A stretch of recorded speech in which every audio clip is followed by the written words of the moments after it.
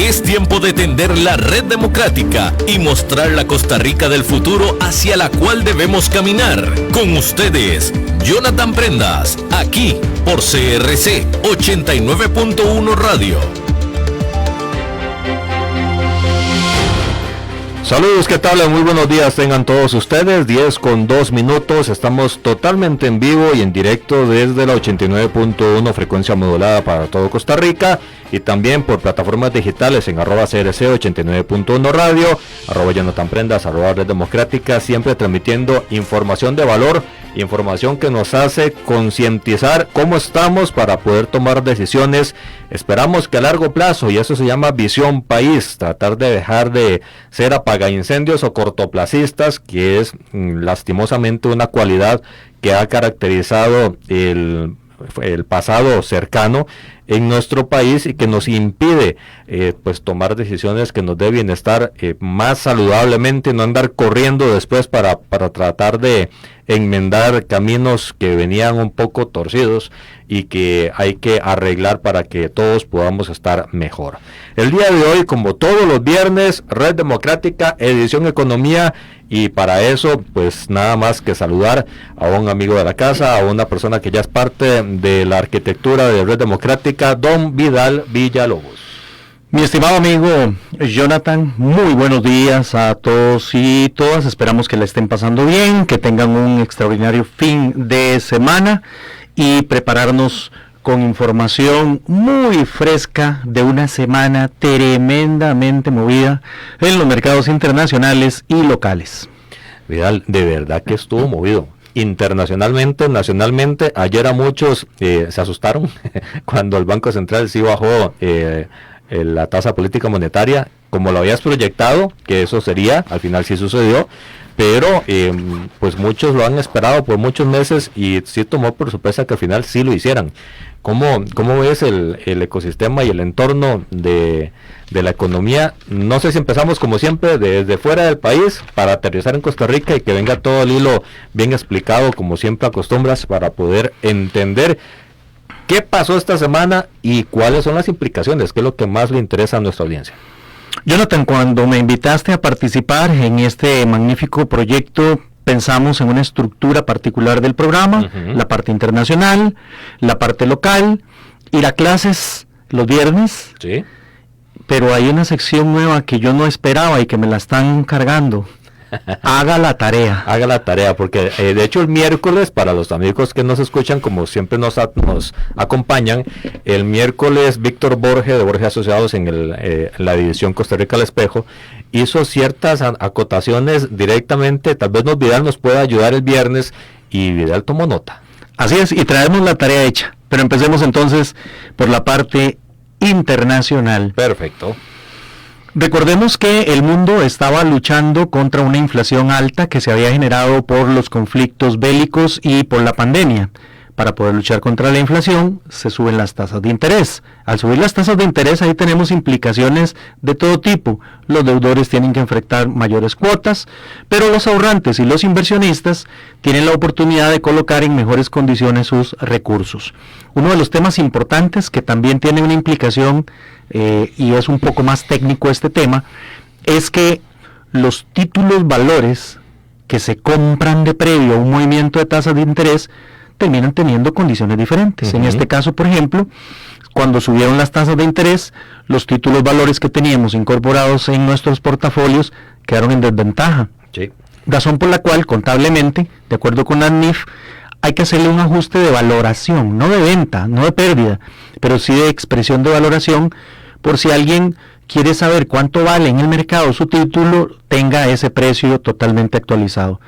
Y eso significa una minusvalía contable en el valor de los títulos.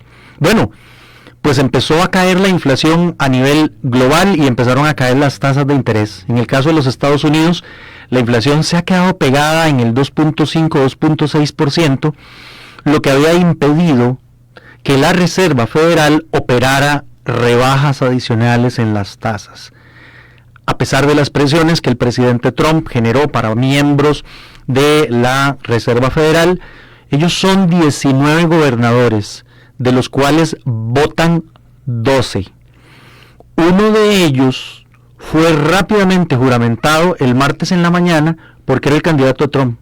Ah, caramba. Para que pudiera votar. Y votó como se esperaba, pero por un ajuste mucho mayor en la tasa de interés. Al final, la Reserva Federal lo que determinó fue que era prudente una rebaja de 25 puntos básicos en la tasa de referencia. Eso era básicamente lo que estaba esperando el mercado.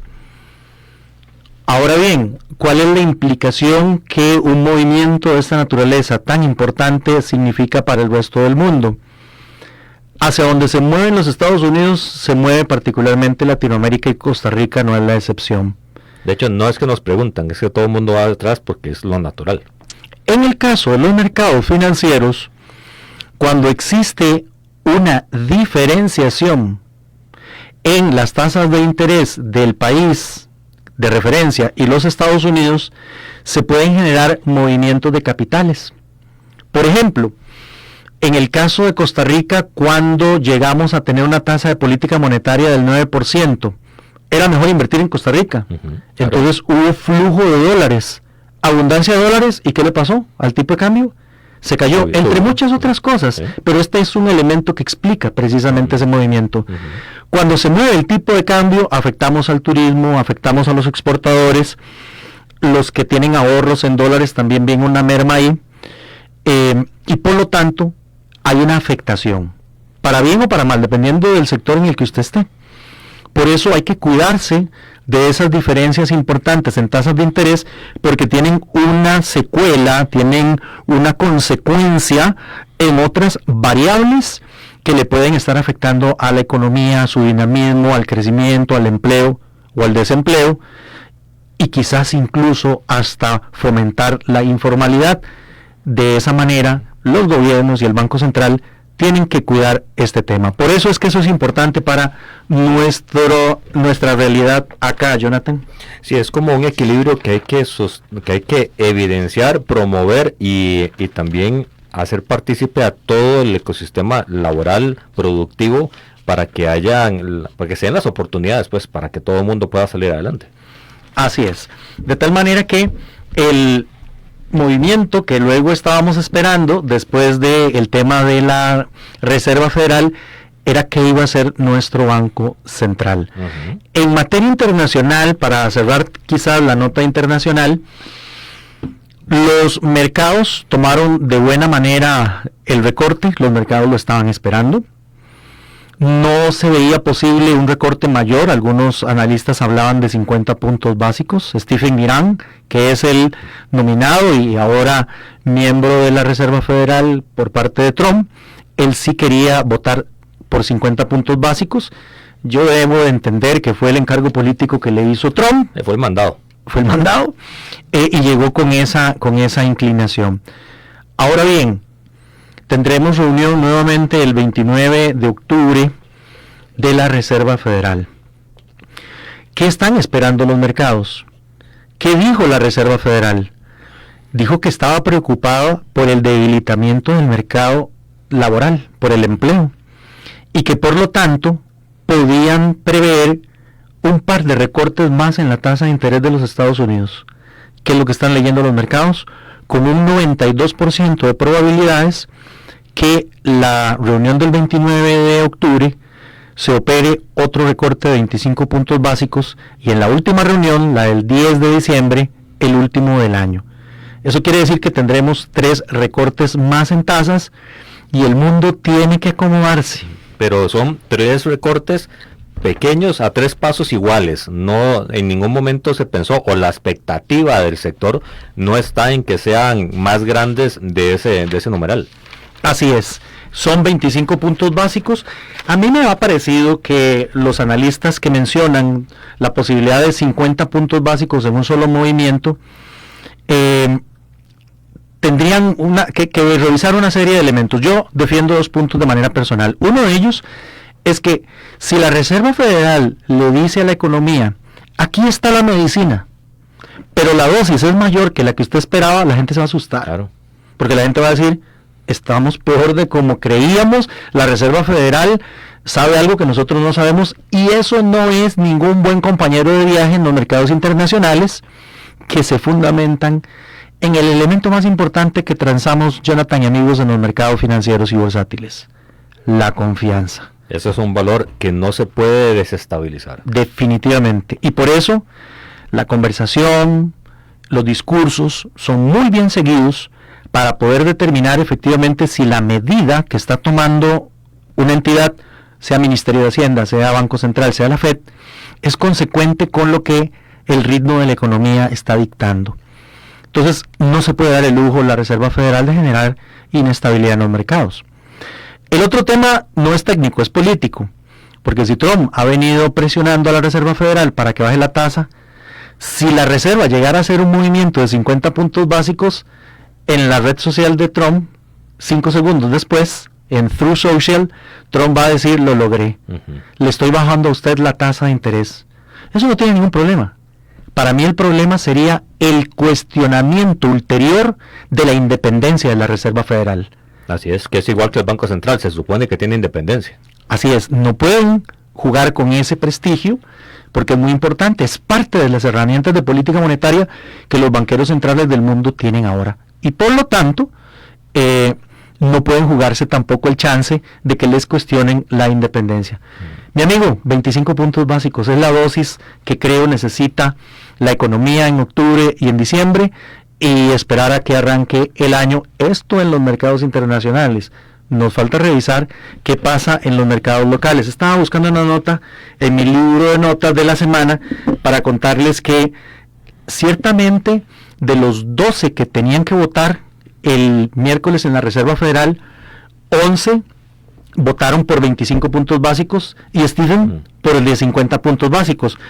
Pero cuando les piden a ellos que estimen cuántos cambios más van a tener en el resto del año, fíjense que 1 dijo que ninguno, 6 dijeron que 1 más, 2 dijeron que 2 más, pero 9 pidieron 3, y 1 pide 6, que es Stephen, ¿verdad? Violento lo que está pidiendo en tasas de interés, de tal manera que todo parece indicar que el grupo se encuentra entre 2 y 3, y por eso el mercado está pensando en 2 recortes más en el resto del año. ¿Qué puede implicar estos recortes en el corto plazo en la economía de Estados Unidos, en la estabilidad de los mercados o en la capacidad de generar mayor inversión, mayor crecimiento y mayor empleabilidad?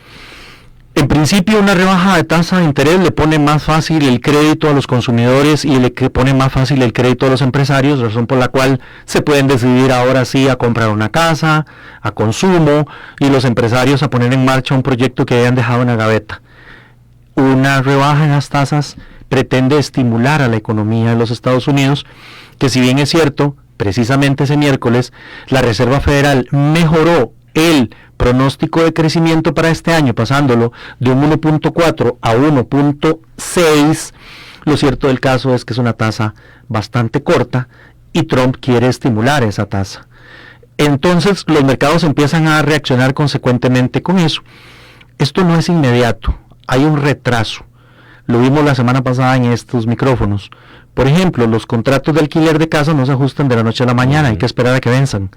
Pero sí hay una cosa que en economía trabaja muy bien y son las expectativas. Los mercados se adelantan a los movimientos y ya se está pensando entonces que, por ejemplo, la inflación que proviene del sector de alquiler de casas, que en realidad es un gran subsector que se llama shelter, va a bajar en el futuro. Entonces esa inflación más baja en el futuro le da espacio a la Reserva Federal también para seguir bajando las tasas y mejorar entonces el perfil de crédito que acabamos de mencionar. Por su parte y a su estilo, el presidente Trump viene impulsando una mayor inversión en los Estados Unidos. Habíamos conversado hace algunos días atrás de las preocupaciones que teníamos los costarricenses con el tema de Intel, porque venía perdiendo fuelle y estaba cerrando oficinas aquí en el país. Bueno, también dijimos en estos micrófonos hace unas semanas atrás que el gobierno de los Estados Unidos compró un 10% de acciones de Intel. Y esta semana, Nvidia le anuncia a Trump que va a hacer una inversión por $5,000 millones en Intel, para apoyarle la generación y la producción de chips. Eso me parece fabuloso para el tema de Costa Rica, porque nosotros tenemos aquí Intel y nosotros producimos eso. Entonces, los temores que tuvimos hace unas semanas atrás en Intel podrían estarse borrando y más bien convirtiéndose en una oportunidad. Como lo dicen los chinos, Wishi, no es crisis, es oportunidad.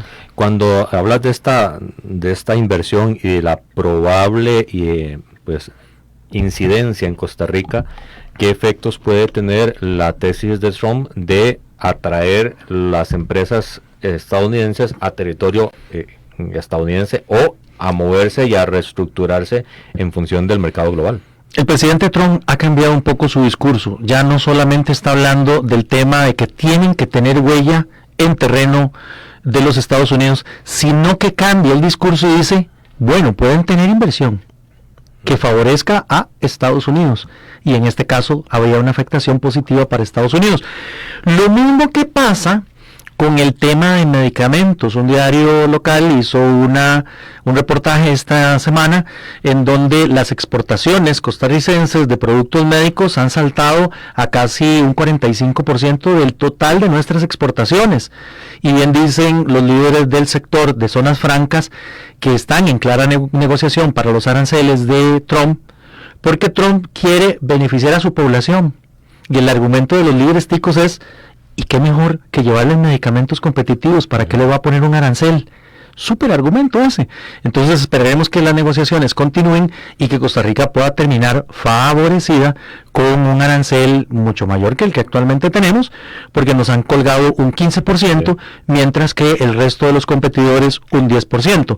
No necesariamente esos que tienen 10% tienen la capacidad tecnológica, tienen la estructura y particularmente el talento humano para competir de inmediato en temas farmacéuticos, así que tenemos que aprovechar todavía ese bono que tenemos a favor. Es un bono que tenemos que aprovechar no solo con la negociación, sino con el lobby, que en Estados Unidos es normal, para poder incidir en esta negociación, pero también darle señales de estabilidad y madurez democrática, porque estamos en medio de un cambio gubernamental, y eso también afuera de Costa Rica se puede ver, o bien si estamos caminando por tierra firme, o con temor y desconfianza si ven que aquí las expectativas no son las correctas.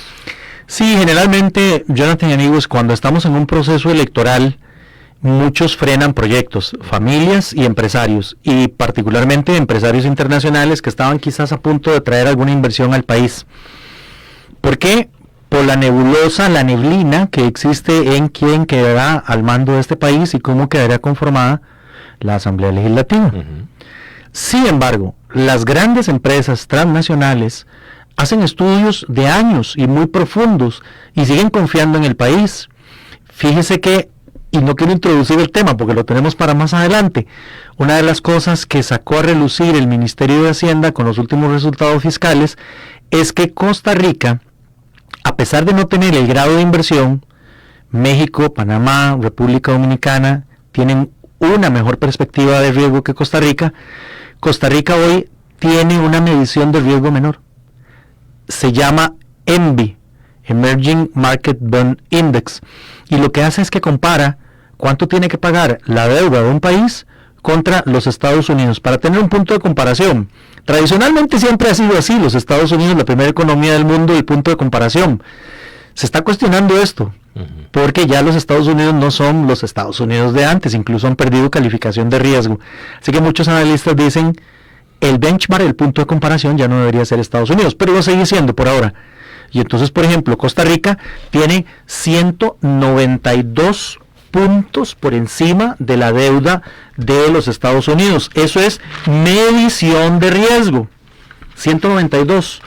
Pero México tiene 256, Colombia 306 por el tema del cambio de gobierno y de lo que el gobierno de Petro ha hecho en la economía. Y con quien mejor estamos es con República Dominicana, 196, pero es por bastante la mejor economía de la región, me refiero a la República Dominicana, y Costa Rica, medido por ese elemento, está bien. Ahora más adelante seguiremos hablando de los resultados fiscales. Hicimos nada más ahí el paronazo para poder ver la implicación de todo esto que estamos viendo de la Reserva Federal en la economía local. Y luego, mi amigo, Sí. estábamos esperando cuál iba a ser la reacción del Banco Central. La reacción que muchos, desde enero se viene avisando técnicamente, muchos meses los economistas han estado diciendo hay que hacer el paso de reducción de la tasa, pero ya por fin esta semana sucedió. Así es, les voy a contar cuáles fueron los principales argumentos que utilizó nuestro Banco Central para realizar la rebaja de tasas en 25 puntos básicos, pasándola de 3.75 a 3.50. Indicó que tenemos una inflación baja y por debajo de la meta. La meta o el rango, al señor presidente del Banco Central, don Roger Madrigal, no le gusta mucho decir que ellos tienen una meta, sino que tienen un rango de tolerancia. El punto medio es 3%, el piso es un 2% y el techo es un 4%. ¿Temporalmente puede salirse de ese rango? Sí, temporalmente, pero en el mediano plazo debe entrar en el rango, entre 2 y 4, tratando de apuntarle al 3%. Las expectativas, que es una encuesta que se le hace a varios profesionales del mercado que con criterio, con experiencia, ven la inflación en el futuro, la ven en el 2 o por debajo del 2, todavía la inflación. Entonces uno de los argumentos del banco fue, tenemos una inflación baja y por lo tanto nos permite bajar la tasa. Tenemos un crecimiento relativamente bueno si nos comparamos con otros países similares. El último informe de el IMAE da cuenta de que nosotros crecemos un 4.2% en la totalidad de la economía.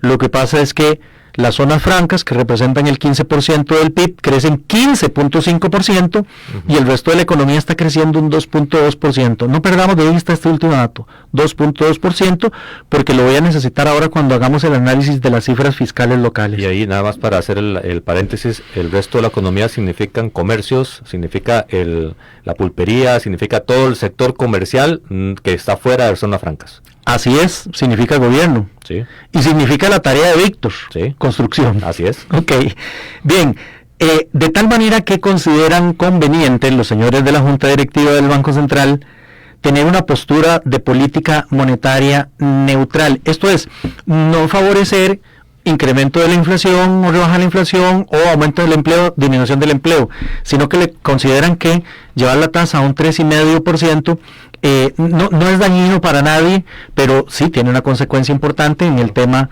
de las expectativas. El comentario personal que yo quiero hacer a partir de esta decisión es que todos y cada uno de esos elementos que son invocados hoy por el Banco Central para hacer la rebaja estaban desde hace muchos meses en la economía. Desde enero. Y por esa razón es que, don Jonathan, usted mencionaba, los analistas estábamos esperando desde hace mucho rato el movimiento. ¿Qué nos ha parecido?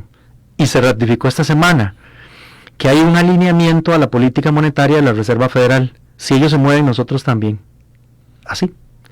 Y entonces el Banco Central hizo la rebaja porque la hizo la Reserva Federal, entendiendo entonces que si el mercado tiene razón y las probabilidades de recorte de tasas para el 29 de octubre superan el 90%, es muy probable entonces que también nosotros sigamos teniendo rebajas de tasas en las próximas reuniones de nuestro Banco Central.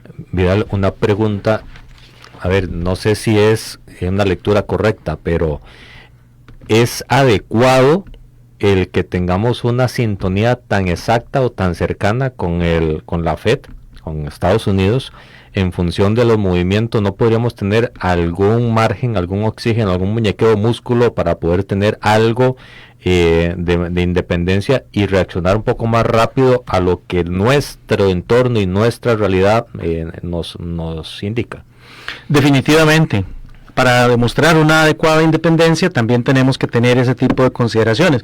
Por supuesto que la Junta Directiva sabe que una de las economías que va a mover más el mercado es la de los Estados Unidos y que tenemos que tener un cierto grado de sintonía. Por supuesto. Pero deben existir también momentos en donde, por razones internas, tengamos la necesidad de separarnos de un alineamiento de esa categoría, de esa naturaleza. Déjenme contarles que ya dijimos que el 20 de octubre es la reunión de la Reserva Federal. La próxima reunión de nuestro Banco Central será 3 días después, el 23 de octubre. Esperemos una rebaja adicional en tasas.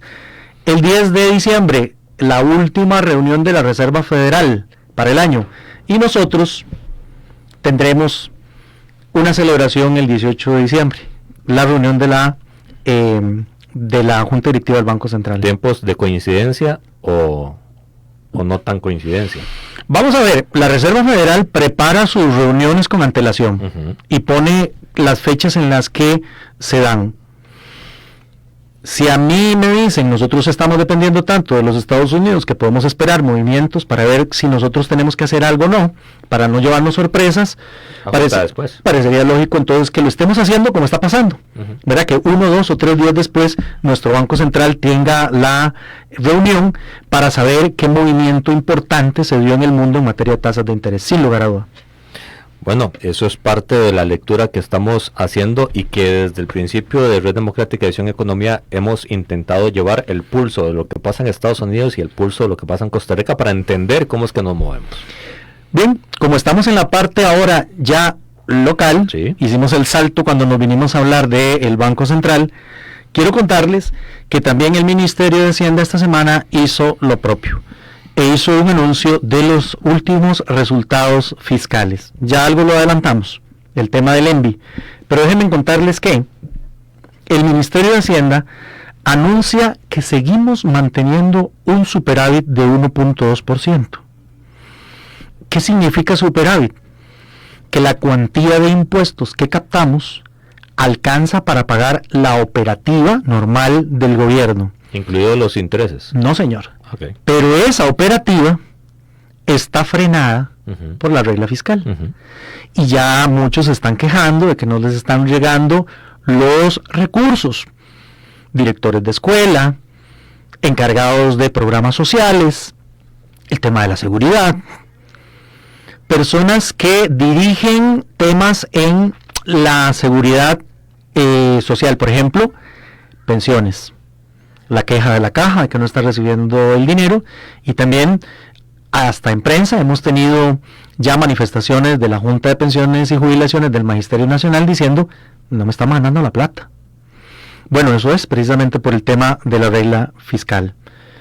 ¿Cómo logramos satisfacer esas necesidades? Si nosotros crecemos bien, si crecemos bastante, porque la regla fiscal pone un freno y lo que usa como base es el promedio de crecimiento de los últimos 4 años. A lo mejor que podemos hacer es que todos produzcamos.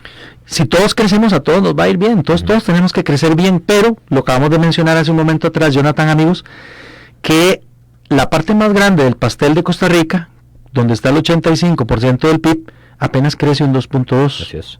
Y tiene que ver con lo que voy a mencionar, porque resulta que el crecimiento de toda la masa de impuestos está creciendo un 2%, o sea, parece que está normal, exactamente relacionado. A pesar de que el cambio interanual del gasto se redujo casi en un 3%. Aquí está la primera preocupación. Están creciendo poco los impuestos y necesitamos cerrar el año y necesitamos cerrar el gobierno. Pero por lo pronto, el gobierno no puede recurrir a los mercados internacionales porque la Asamblea Legislativa no le ha autorizado los eurobonos. Y no creo que lo autorice. Y entonces aquí es el análisis que tenemos que empezar a desagregar. Déjenme darles algunos datos adicionales más. Jonathan me preguntaba que si estaba incluida la deuda. No. Y si la agregamos, cambió el panorama. Ya no es superávit, ya no nos está sobrando alguito, nos está faltando. Un 1.3%. Pero la buena noticia es que ese faltante se está haciendo más pequeño cada vez. Todo es producto de aquella ley que salió, la 9635, ley para el fortalecimiento de las finanzas públicas. Pero usted lo sabe muy bien por los títulos que tuvo en el pasado, que se tuvo que negociar, se dejaron algunas cosas por ahí y ahora nos estamos dando cuenta de que quizás esas cosas había que incluirlas para que la gasolina del camión alcanzara para más rato. La deuda sigue baja, representando el 57.3% del PIB. Digo baja porque llegamos casi a tenerla en el 21, en un 80%. Y por debajo del 60% le permite al gobierno de la República un tramo más de gasto. Tuvimos una complicación muy importante en la pandemia 20 y la posterior recuperación 21 y 22, donde las tasas de crecimiento fueron muy pequeñas. Pero conforme vaya pasando esto, vamos a ir teniendo tasas de crecimiento más robustas. Los últimos 3 años han estado por encima del 4%, lo que permitiría a gobiernos posteriores de mantenerse la deuda por debajo del 60%, de gastar un poco más. Vidal, una pregunta, porque la semana pasada dijiste muy claramente, en Estados Unidos se hicieron revisiones de los indicadores y nos dimos cuenta, allá en Estados Unidos, que los números no eran lo que se suponía, y que estábamos por debajo en función de trabajo y otros indicadores. ¿Qué tan posible es que sea necesario hacer esa misma revisión de los indicadores en Costa Rica para saber si estamos midiendo correctamente en función de las métricas que parece están nutriendo todos estos indicadores? Es muy buena pregunta. Me parece que donde uno puede tener como especialista, como analista de dudas, son de algunas encuestas que se toman de mercado y que no necesariamente tienen una calidad de respuesta e información adecuada. Por ejemplo, la de contrataciones futuras o tasas de desempleo. El INEC hace un buen trabajo depurando esos datos, pero uno siempre tiene dudas, así como ocurrió en el caso de los Estados Unidos. En el caso de temas fiscales es más complicado, es más difícil, porque ahí están las cifras y que pueden ser revisadas, y de hecho son revisadas por la Contraloría General de la República. Donde siempre hemos tenido dudas y se han venido haciendo ajustes es en ¿realmente esa es la producción de este país? No. Y que tiene que ver con la tarea de Borges, ¿verdad? Y no solo la producción, que llevamos al punto que estás diciendo, Víctor, sino también el tema laboral, el desempleo. Porque el tema de cuánta gente está dentro del mercado laboral es todo un tema a la hora de limpiar el número definitivo de desempleo que hay en el país. Y del sector informal. Así es. Que no genera impuestos. Entonces, si nosotros hiciéramos una campaña, como sé que los amigos de Hacienda están tratando de hacer, de mejorar los mecanismos para la captación adecuada de impuestos, para la no subdeclaración, para evitar la evasión, el contrabando, como lo vimos aquí con don Marco Vargas hace unos días atrás, eso va a contribuir. Pero por supuesto que el mejor ministro de Hacienda, y esto es un cuento que yo aprendí en la universidad hace mucho tiempo, en la Costa Rica de antaño decían que el mejor ministro de Hacienda era una buena cosecha de café. Así es. Porque generaba impuestos. Bueno, ya no es el café el único trigger, el único disparador, el único dinamizador de la economía costarricense.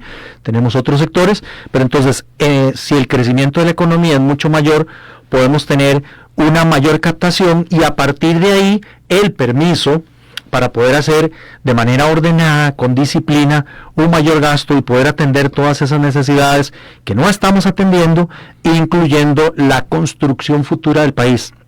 Me refiero salud, educación e infraestructura. Totalmente de acuerdo. Bien, cierro con el tema del Ministerio de Hacienda, entonces, indicándoles que Costa Rica, con estos números, crecimiento, déficit y tamaño de la deuda, se ve bastante bien en los mercados internacionales, y por eso el premio que mencioné hace unos minutos atrás del Emerging Market Bond Index de JP Morgan Chase, en donde estamos pagando una prima menor por lo que se debería estar pagando. Que por cierto, aprovechando esa buena ventana, ese buen nombre, esos buenos números, deberíamos estar haciendo la colocación de los eurobonos en los mercados internacionales, y no la podemos en este momento hacer. No hay autorización de la Asamblea Legislativa, eso lo hemos conversado en otros programas. Se ve complicado y difícil, mi amigo, ¿verdad? En materia, sobre todo, de una corrida electoral en la que estamos metidos. Más allá de la corrida electoral es la relación que hay entre poderes. Hay demasiada tensión, mucho maltrato entre unos y otros, y no creo que se den esas garantías, sin importar quién quiera o quién espere o quién se vea sentado en la silla presidencial en mayo del 26. Muy bien, entonces dimos ya la vuelta a la parte internacional, a la parte local. Hemos seguido metiendo un poquito de la clase, la clase que siempre tratamos de dar. Acabamos de dar el tema de el ENVI, pero siguiendo con la clase y que tenga que ver con el material que acabamos de revisar, la clase que traemos hoy es ¿cuál es la diferencia de medir el PIB y cuál es la diferencia de medir el IMAE? ¿Y cómo se miden? Así es, el PIB es un material o una herramienta que se utiliza para medir cuentas nacionales, lo calcula el Banco Central de Costa Rica, mientras que el IMAE es el índice mensual de actividad económica. Por decirlo de alguna manera, el PIB son los exámenes completos de laboratorio para ver la salud financiera del país. Pero yo no me puedo hacer los exámenes completos todo el tiempo. Se hace cada 3 meses. Pero ¿cómo sé yo si voy bien con la salud? Entonces me hago, por ejemplo, el examen de sangre, tomas de la presión, o me tomo la temperatura. Ese es el IMAE.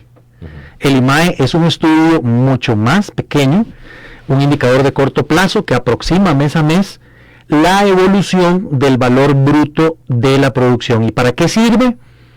Igual que el termómetro, para dar señales tempranas sobre la evolución del PIB desde el enfoque de la producción. Pero ese es un indicador. El que sí tenemos que esperar trimestralmente es el PIB, porque va a medir el valor agregado de toda la economía y de sus componentes dentro del marco de cuentas nacionales que sigue el Banco Central, pero que es también un convenio internacional, porque todos tenemos que medirnos igual para que nos podamos comparar, porque si cada quien mide de manera diferente, no hay punto de comparación. Y el PIB es la medida de referencia del tamaño y la estructura de la economía. ¿Cómo crece la economía? Es un indicador. ¿Cómo crece el chiquillo? Si tienen 3, 4 centímetros más que el año pasado. Ese es un indicador. Pero para poder saber exactamente si el país está bien, hace falta revisar otro tipo de cosas. El PIB siempre ha sido criticado por ser muy materialista, muy de número. Ahí donde sé yo la salud de la gente, la educación de la gente, la felicidad de la gente. Y entonces hay otros países que utilizan algunos otros indicadores al respecto. Tenemos esa saldada. Por supuesto que hay mucho material sobre estos temas y en próximas ediciones con todo gusto podríamos estarlo trayendo. Dentro de las cosas de novedades, para dejar la tarea de Víctor al final, porfa. Démosle. Ya se nos va a ir el tiempo. Faltan 12 minutos. Bien. Le hablaba yo a Jonathan de un tema que escuché por ahí, amigos y amigas, me llamó mucho la atención, así que me aboqué a hacer una pequeña investigación y tratar de traerles a ustedes esas novedades. Cuénteme, don Jonathan, ¿cuánto sabe usted del concepto de microjubilación? Eso es algo novedoso, tanto que lo escuché por primera vez hace un par de días cuando usted me lo dio. No es normal escuchar ese tipo de conceptos. Lo escuché también, Jonathan y amigos, recientemente, y por la naturaleza de este programa, ¿verdad?, de que tratamos de ser disruptivos, innovadores, nos dimos a la tarea de ver el tema de la microjubilación, sobre todo para los jóvenes. Espero que sea un concepto que les haga sentido y que a partir de los objetivos de vida que tienen, ustedes puedan aprovecharlo. Me parece que no es una oportunidad para quienes ya estamos a punto precisamente de tomar la jubilación completa. Empecemos por algo básico. ¿Cuál es la diferencia entre jubilación y pensión? Siempre, cuando hago la pregunta en mis clases, hay un silencio. Hay un silencio. Como acaba de ocurrir en esta cabina, amigos y amigas. Sí, Fíjense ustedes, hace un momento mencioné que la Junta de Pensiones y Jubilaciones del Magisterio Nacional pedía al Ministerio de Hacienda recursos. ¿Por qué se llama jubilaciones y pensiones? Cuando la persona trabaja y hace un esfuerzo para tener un capital y retirarse y disfrutar de sus años de retiro, es un periodo de júbilo. La persona se jubila. Pero si por alguna razón en particular esa persona no va a poder disfrutar de los recursos, ¿quiénes se benefician de esos recursos? La esposa, los hijos, los papás, etcétera, etcétera, reciben una pensión. Ahí tenemos la diferencia. Partiendo de eso, ¿qué es entonces la microjubilación? Tal y como lo acabamos de mencionar, es un concepto relativamente reciente y se refiere a un modelo, a un modo particular de vida y de planificación financiera en el que una persona, y aquí está el tema, toma periodos cortos de retiro a lo largo de su vida laboral. Lo que se llama año sabático. Podría ser incluso meses o podrían ser más tiempo. ¿Sí? Periodos sabáticos. Periodos sabáticos, sí. Sin embargo, esto tal vez no es tan común de que las personas tengan en su proyecto de vida estar tomándose años sabáticos. Muchas veces se toman por el burnout, o sea, estoy reventado, estoy quemado, por una cuestión de salud voy a tener que retirarme.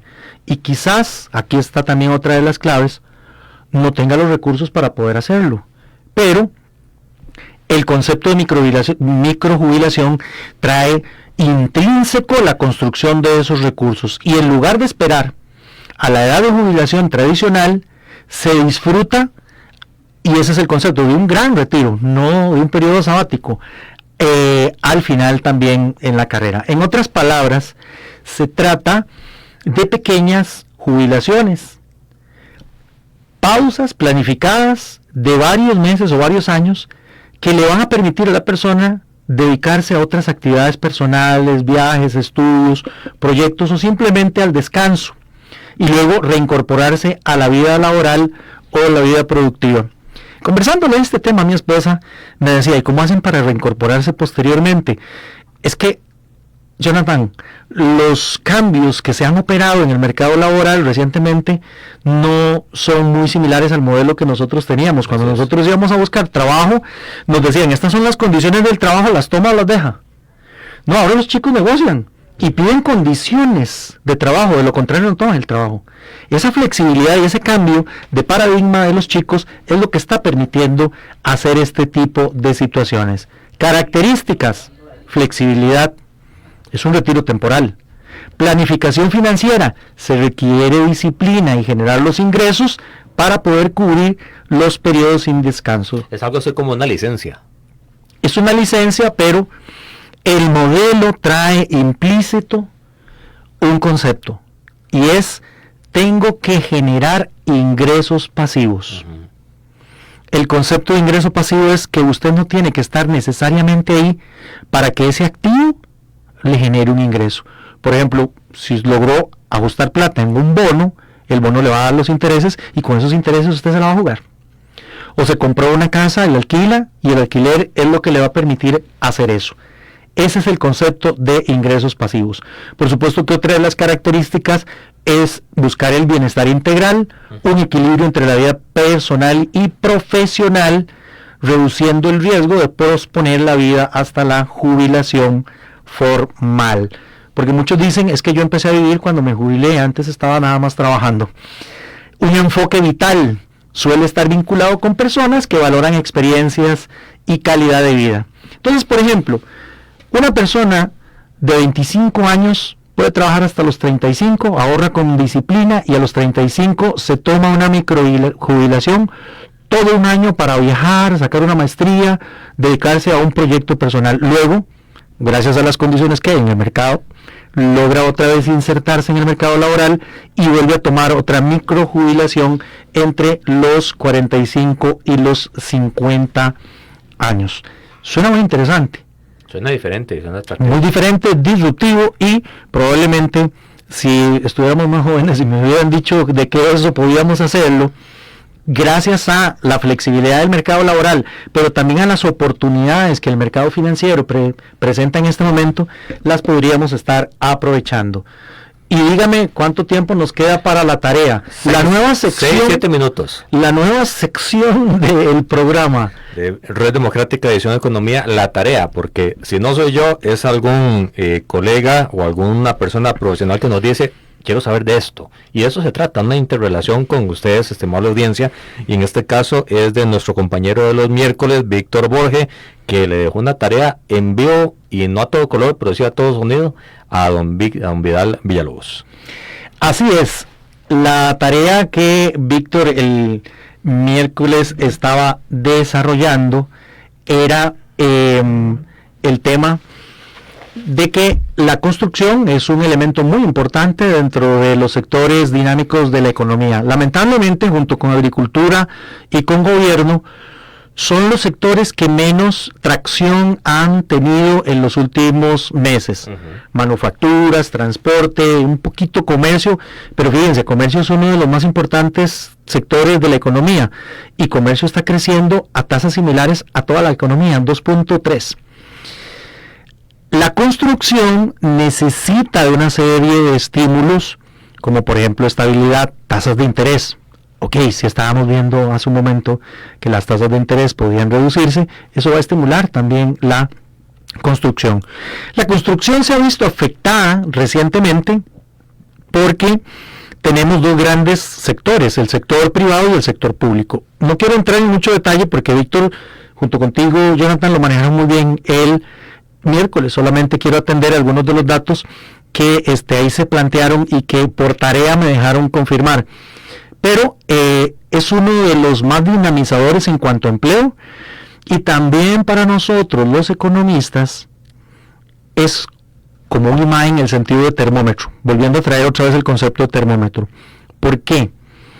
Porque si la construcción empieza a levantar y empezamos a ver construcción de locales comerciales o de naves de manufactura o construcción de viviendas, es porque en el futuro se espera que algún empresario ocupe esos locales comerciales o de manufactura, o es porque una familia vaya a ocupar esa casa, y cuando la familia llegue a ocupar la casa va a tener que comprar cocina, televisor, muebles, un encadenamiento total, y va a tener que seguir comprando cosas en el futuro.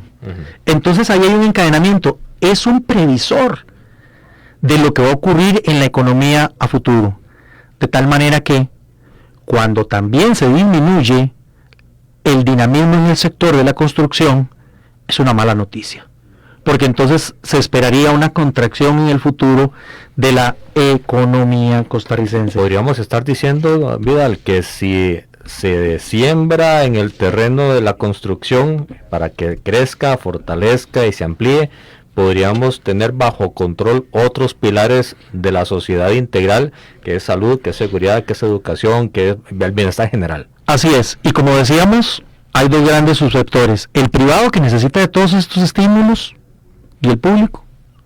Pero si el público está frenado por la regla fiscal, o porque no existe siquiera un plan de desarrollo en infraestructura pública, estamos con problemas, mi amigo. Por eso es que es importante esto. Bueno, déjenme contarles, y aquí estoy nada más verificando algunos datos, estamos en vivo, algo se me movió en el dato que estaba trabajando, pero vamos a ver, aquí ve.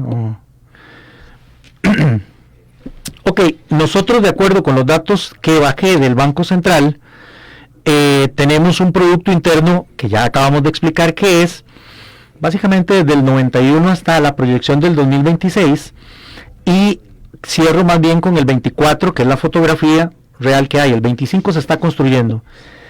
Las cifras que tengo enfrente están en millones de colones. Entonces, para el 2024, la producción total, de acuerdo con el Banco Central, eran 42.755.147 millones de colones. Si utilizo un tipo de cambio de 506, me va a dar 84.496 millones el Producto Interno Bruto a nivel de tipo de cambio. ¿Cuál es la tarea de Víctor? ¿Cuánto es lo que representa el sector de la construcción? Y el sector de la construcción, deben nada más aquí volver otra vez a verificar el dato, porque algo se me movió.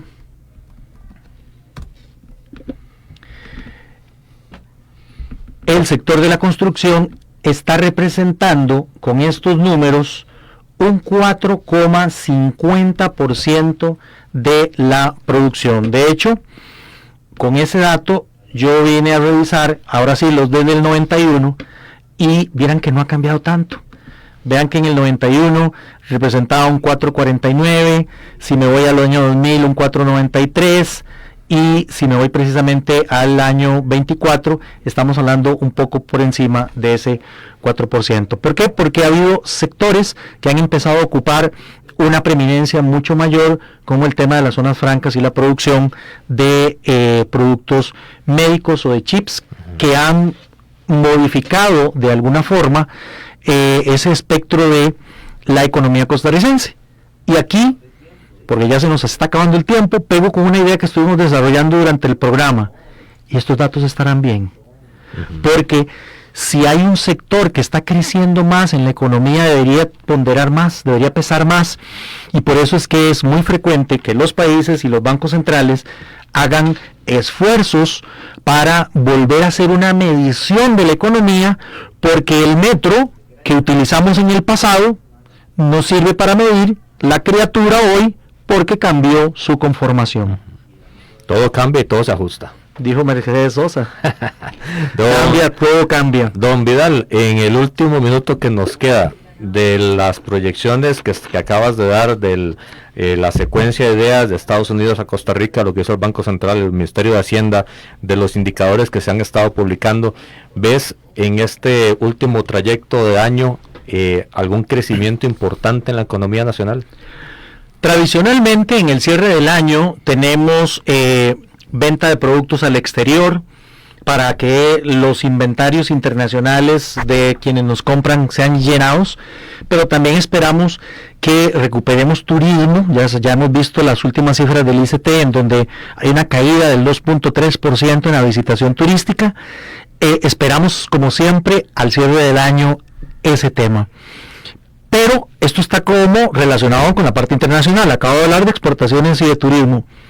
Siempre esperamos un impulso en la economía local gracias a los aguinaldos, a los bonos, etcétera, etcétera. Y déjenme contarles que apenas hemos celebrado el 204 aniversario de la independencia y ya vemos en varias cadenas de supermercados La Navidad.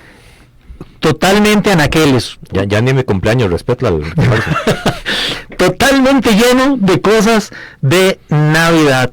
Entonces, para que no se me haga tarde, quiero desearles a todos una feliz Navidad. Más o menos, sí, porque ya muchos tenemos ese ambiente. Muchísimas gracias, Vidal. Con muchísimo gusto, Jonathan, siempre es un placer y un agradecimiento enorme para que hayas pensado en mí y venir a conversar los viernes de este tipo de temas. Les recuerdo que estamos abiertos en redes para que nos manden sus inquietudes y con todo gusto las podemos atender. También un enorme abrazo a todas las personas que fuera del país nos están escuchando, porque como ustedes saben, hemos sacado emisiones fuera del país y estamos teniendo audiencia también. Así es, muchísimas gracias, Vidal, muchas gracias a todos los que nos han acompañado. El próximo lunes volvemos con Edición Política con Ronnie Monge, así que no se lo pierdan. Hasta el próximo lunes, si Dios así lo permite. Feliz fin de semana. Esto ha sido todo por hoy en